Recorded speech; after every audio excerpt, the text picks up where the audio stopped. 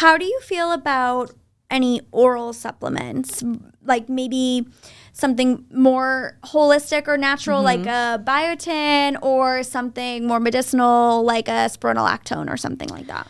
Yeah. So when it comes to medicinal, that's totally. So let's talk like supplements first. Okay. I feel like with the supplements, if you're a healthy person, that means you have healthy kidneys, and your kidney's job is to get rid of excess stuff in your body, whether it's vitamins, minerals, proteins. Your kidneys are filtering that out and getting rid of it. So when you take excess, say, vitamin C by mouth or biotin or collagen, your body can't store that. Your kidneys are going to filter it out. So it doesn't make sense to me to pump yourself with oral supplements as much as it makes sense to put it onto the skin, because your skin will actually use it. And furthermore, especially collagen, a lot of people take the collagen supplements. Collagen is like the main structural protein of your skin, but also muscles, bones, connective tissue. So when you take oral collagen, it's not like you're saying, hey, collagen, go work on the skin. It doesn't direct that way. It's a general collagen. It doesn't know what it's going to do once it gets in the body. And if you take in too much, you're just going to filter it out anyway. So I'm very evidence-based. There isn't enough evidence for me to say it makes sense for me to spend my time or money on oral supplements. There is evidence, though, to say, here's some good skincare. Here's topical vitamin C, antioxidants, retinol. Those are studied and proven efficacious. So that's where I would put my time and money, personally. That makes so much sense to me. I would have never, ever thought it that way. But listening to you say that back, it almost makes me think of weight loss or weight gain. Just like when we're, if we're wanting to put on a little bit more weight, we don't know if that's going to sit in my belly or my legs or my that's butt. a good point. When I'm losing weight, I don't know if I'm going to lose it from my arms or my face. Yeah. So that when you put it like that, I'm like, oh. Yeah. Light bulb. Right? That makes perfect sense. Yeah. I never, ever, ever would have found that similarity if you didn't just explain it that way. I love that. The prescribed stuff is different, though. I mean, there are a multitude of reasons that someone could be on hormone replacement or spironolactone, which also affects the hormones. So, but I do advocate trying non-medicinal before going on.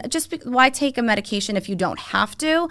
But if you failed topical things and you need spironolactone, or someone has to go on Accutane, or you're someone who maybe needs a short course of doxycycline to help clear up your acne, I'm not against it, but I would love to try some other options before having to take something every day, because usually, or there can be side effects to those.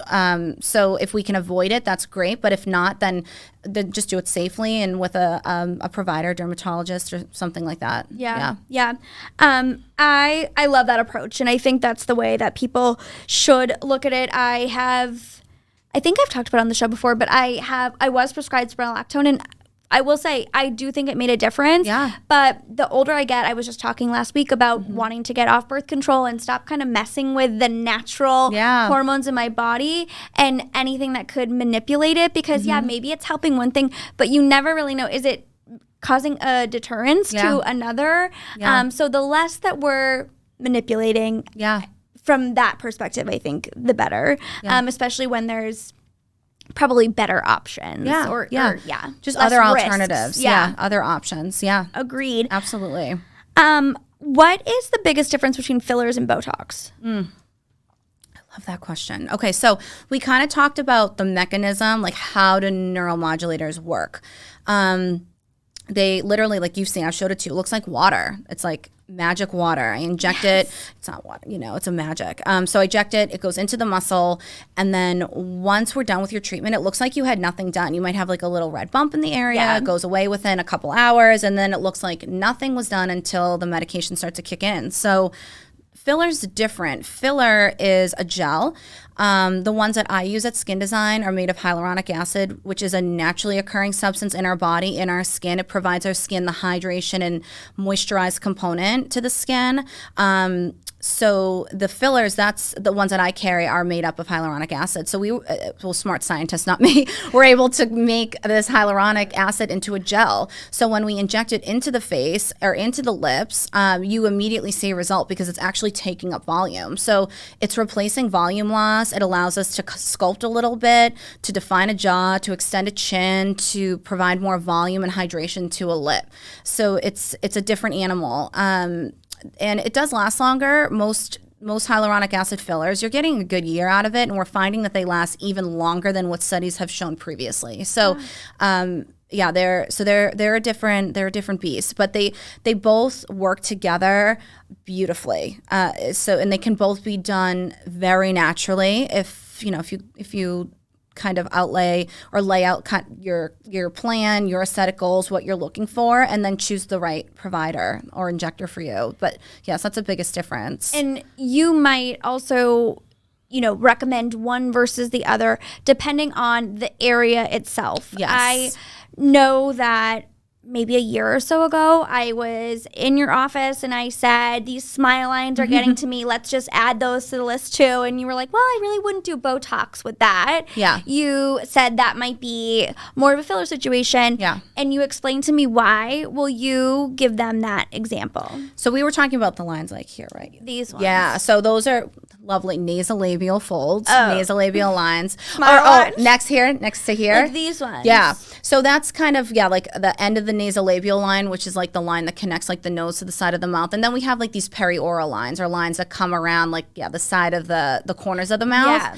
So we wouldn't want to treat that area with Botox, because when we are smiling, we're activating certain muscles that allow us to smile. And you don't want to paralyze those muscles, because you want to be able to smile. It would look wild if all of a sudden you're like, Tracy can't smile. So we wouldn't want to treat that. But what we can do with filler is we can support the tissue and we can support the fold or the wrinkle, so that when you do express, it doesn't fold or crease as harshly.